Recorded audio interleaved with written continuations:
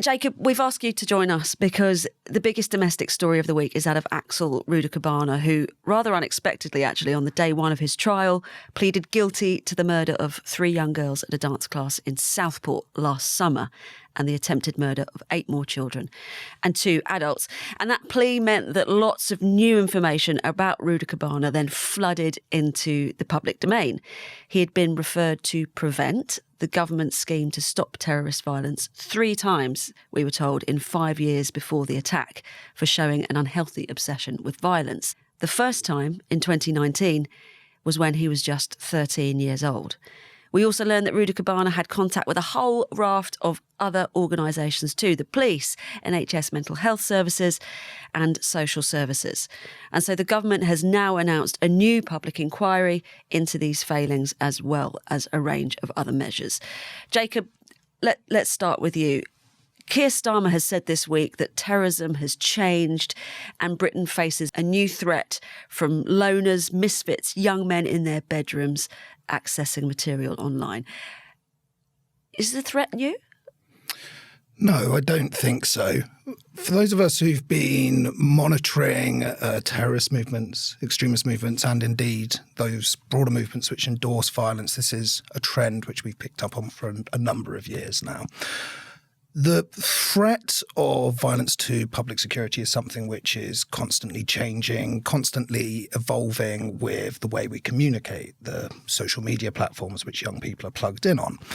Whereas sort of 10 years ago, it might have been more characterised by affiliation to a movement, Al-Qaeda, Islamic State. It's become a lot more diffuse and oftentimes a lot more ambiguous. So this isn't something which necessarily surprised us, although, of course, this is perhaps the most violent manifestation of this type of activity in recent memory in the UK. I would sort of challenge the idea that what happened here is a terrorist threat, though.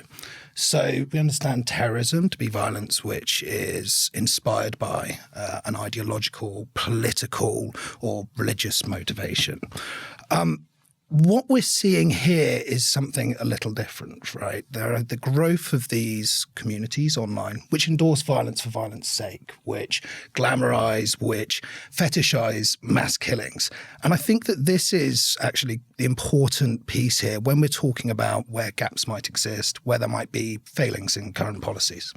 But when you say you'd question whether it's terrorism, is that because our current terrorism laws don't capture this kind of crime, this kind of motivation, as Keir Starmer talked about this week? Or is it just you don't think it's appropriate to call it terrorism? Well, yeah, Because, I mean, when you take a step back and you look at what Axel Rudakubana did, targeting a class of young girls, it must have been terrifying and terrorising. Of course. I can see where you're coming from here, right? This might seem like quite a technical, quite an academic distinction to make. Ultimately, 3 young girls were murdered. And to a lot of your listeners, they might be saying, well, what is the difference? But I think it's an important distinction to make, both practically and in terms of government policy. On the one hand, I don't think necessarily that broadening the definition of terrorism in ever-expanding ways is particularly helpful. When we think about the Prevent programme, that's one pillar of the government's contest counter-terrorism strategy. That is about ideological disengagement. How do you disengage people when there's no ideology? So if you're broadening this, you also need to broaden the tools and the resources available. I think there is also the risk here of mission creep of counterterrorism. Instead, what I would be saying is actually we should be considering whether or not there need to be broader parallel structures in place, which converse with the Prevent strategy, but which can help prevent mass violence like this. It's worth pointing out that the referrals to Prevent have been creeping up, haven't they, of this, they call it, it's individuals with a vulnerability for radicalisation present but no ideology or counter-terrorist. And I think the latest figures up to the end of March 2024, well, this was over a third of referrals to Prevent, 36%. Exactly. And I think sort of to help contextualise this, it's important to think about Prevent as a live strategy. It was set up following the 7/7 bombings when the primary threat was from organised Islamist groups like Al-Qaeda. It's evolved. It's now incorporating these much more diffuse white supremacist movements, which are inspired internationally, but not by particular groups or individuals. And yes, as you've said, we've seen sort of the bolting on of additional categories. This is what used to be, or what's sort of used to be framed as mixed, unclear, or unstable. Now, to me, this seems like a bucket where you put people who are referred to Prevent, where you don't really know where else to place them. But that's just the referrals. There are other stats which are published by the Home Office. So there's a mechanism within Prevent called Channel, right? This is the programme for ideological disengagement. There's this really large bracket, as you say, the largest bracket, 36% of referrals fall into this no ideological category. But they're one of the smallest groups which actually then get referred into that Channel programme for ideological disengagement. Instead, people are signposted, again, I would question what that means, into other services. So the fact that there's this big gap, which on the face of it, we don't really know what to do, suggests that the strategy needs to be adapted. Andrew, politically, it was noticeable, I thought, that Keir Starmer came out very quickly on this compared to other issues that the government have faced over the last 6 months or so. I mean, did he have to respond in this way? Yes, he did. And I think, I'm not the only person who has wished Keir Starmer to be more forceful and clearer and, in a sense, angrier about the positions he's taking. He came out as soon as he could in terms of the legal process and the trial. And he was answering really what has been the big right-wing conspiracy theory all the way through this, which is that this killer was part of an Islamist network. He was a recent migrant, and we are surrounded by the Islamist threat. And frankly, we must deport far more people, which is what the right wanted him to say. And because he doesn't believe it, he wouldn't say it. So what he was saying instead was he was explaining why releasing more information, as his opponents have been calling for earlier in the process, might have collapsed the process and allowed this appalling person to get away free. And there was a real edge of anger and personal affront in what he was saying, which I thought was quite effective when he took on questioners about that. But just returning to the whole question of what is terrorism, there is clearly a danger here, and the government are kind of skating around it a bit, of defining everything that's horrible and that we don't like as terrorism. And the more you do that, the more the word itself loses its edge and its meaning. And if there is no ideology, and I think there is no sign of an ideology in this particular case, one, no. We don't really know what his own views are. You say information has tumbled out, Hannah, but in a sense, he is still this character, a complete mystery. We know that he came from a Christian background, his family of Christians. We know that he used had downloaded an Al-Qaeda handbook, which is in itself suggestive. But as to the rest of his actual motivations and the rest of his views, whether he is beyond anything more than a kind of very, very angry, disturbed young man, we don't know. So there's a lot we don't know here. But I think the problem with expanding the definition of terrorism is you then ask MI5 and the Met Police. I was talking to Neil Basu, the former Assistant Commissioner of the Met, who was in charge of counter-terrorism, and he would agree with, I think, everything that Jacob's been saying. The more you spread it, the harder it is to actually focus on what you can do in terms of networks. Frankly, if I'm sitting in my basement and I'm furious and radicalized and angry and I'm obsessed by violence and I'm not communicating with anybody else much, it is almost impossible to find me. I mean, that is the truth of it. And if we were going to, we'd have to, multiply the number of people working on this many, many times over, which is not going to happen. So there is a danger here of raising expectations that we can find every angry, distressed, dangerous loner in a basement around the country when candidly we can't. I mean, we've one of our listeners, another Andrew actually, asked us whether Keir Starmer was only ordering a public inquiry, which is one of the things they've done, a non-statutory public inquiry into this because of Elon Musk's previous intervention. Now, I think that's a little unfair because actually behind the scenes, since last summer, and the Southport murders, the government has actually been doing quite a lot quietly because while it couldn't say more about the background to Axel Rudakubana. I mean, is that Do you think that's had any influence, Musk? Not much. If the accusation is the government covered this up because they are frightened of the public understanding the truth about mass immigration and Islam, then it doesn't make any sense if the guy wasn't an Islamist in the first case. And so, as it were, the right has now pivoted to saying, well, if you hadn't covered it up, there wouldn't have been the riot because we'd all have known he wasn't an Islamist, which seems to me to be, putting it gently, fanciful. So, I don't think he's responding to Musk. He's responding to a kind of seething unease in the country about the truth of the matter and a willingness to believe there is a conspiracy, there is a cover-up, and everybody involved in government is part of it. Jacob, I want to ask you about misogyny.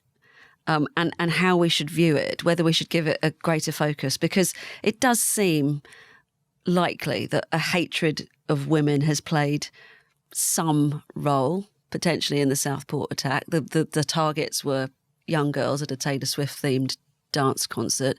There have been reports in the press this week from old classmates of his who said he didn't like women. We saw this again in the attack in Plymouth in 2022. The Manchester Arena bomber, Salman Abedi, showed a clear dislike and disrespect for women in the years leading up to that. I mean, I wonder, there have been calls that, misogyny should be brought in as a sort of ideology, or the incel ideology, the incel celibate within the terrorism bracket. I just wonder how we deal with it. It's an interesting one, right? Of course, misogyny itself is a much broader phenomenon in society. It has its own significant harms outside of specifically extremism and terrorism, right? And I think there needs to be a broader conversation around what we do with that. Within extremism and terrorist movements, we consistently see misogyny and hatred of women as a cross-cutting phenomenon, right? So it might well be one of those, I think, what are technically called risk factors, which are identified when you might be spotting people early. But there is this other challenge, right, of what we would call extreme misogyny. The growth of ideologies which have a male supremacist angle, which see women as inferior, which are promoted by the like of Andrew Tate. There are a lot of concerns around this mounting in classrooms across the country, right? I think that in some cases, but not all, there is grounds to recognise a male supremacist worldview as an ideology in and of itself. But equally, it's important to recognise that it's a very important component in all of these ideologies and movements which we're seeing across the board, which we're already familiar with. Going back to prevent, what do you think explains how, Andrew made the point that obviously you can't pick up every loner sitting in their basement, particularly if they're not talking to anyone. But in this case in particular, Axel Rudakubana was referred 3 times and he wasn't then referred on to the Channel programme that you've mentioned. And actually, again, if you look at the data, I think it shows 7,000 referrals in the year up to the end of March 2024 again. Only 512 of those were adopted as a Channel case. Is it resources? Is there no mechanism that flags up, oh, hang on, we've had this guy before? What's... Yeah, there's a few different things to unpack here. And, if we're getting into the rather dry discussion of policy, this is where the rub is, right? On the one hand, yes, the frontline services, which typically might pick up early warning signs that someone posed a threat, have been underfunded, right? As a result, there is less resource, less training available, ultimately less people as well, and less people with less time to make these referrals. I think there's also signs here of a clear lack of coordination between bodies. This is something which should be pursued further. But then we come back again, I think, to the fact that Prevent sits under our counter-terrorism strategy where there's an ideological component. Prevent is still pretty well-resourced, right? And there is statutory training for frontline practitioners, for teachers, for healthcare workers. So that is perhaps the most obvious area or the most obvious mechanism to put someone down. But this goes back to my first point. It's not necessarily the right one. What we would like to see is much more effective integration of safeguarding boards at a local level both within the preventing architecture, but also potentially the establishment of new infrastructure as well to address with violence. And I think that this is really where the gap is. And I know that we've got inquiries coming down the line, but I would expect this to be one of the focal areas of that inquiry. Andrew, we need a different kind of off-ramp, don't we, for schools that are concerned, rather than just channeling everyone through an anti-terrorism route. I think that's absolutely right. But if you look at the problems with Prevent, I think it is. I mean, certainly people say that, too many of the people are very inexperienced still. There aren't enough people looking at the granular detail of all of this. That's not going to change, not with a government that's got no money to spend. I mean, let's be real about this. That's not going to change at all. You raise the question of misogyny. I think one of the really interesting aspects of this is if you can think of the two really aggressively polarized and opposite forces in the extremist world, the sort of al-Qaeda worldview and the extreme right-wing neo-Nazi veering on neo-Nazi and, as it were, Western Andrew Tate worldview, where they would sit down together, join hands and agree warmly is about women. Women being the real problem. And in many cases, we are talking about men who have no prospects in this country, no chance of getting on in life, who keep reading that women are getting all, more and more of the better paid, what we used to call white-collar jobs, and are in despair generally, and they turn their attention, encouraged online, against women. Now, we come then to the other big question here is what can be done about a really toxic, really dangerous online world by, a medium-sized government like Britain's. And this becomes even more difficult now, of course, because we've got the tech bros hand in hand with the Trump administration, so they are almost the same thing. I mean, Elon Musk, X, Meta, Donald Trump, the White House, it's all one thing now. And so for Starmer or for the French and German governments or whoever to introduce more regulation, more quotes, censorship, close quotes, of the online world, rubs them straight up against Trump and brings issues of tariffs and economic growth more generally. That is the great dilemma that now faces Keir Starmer and his government.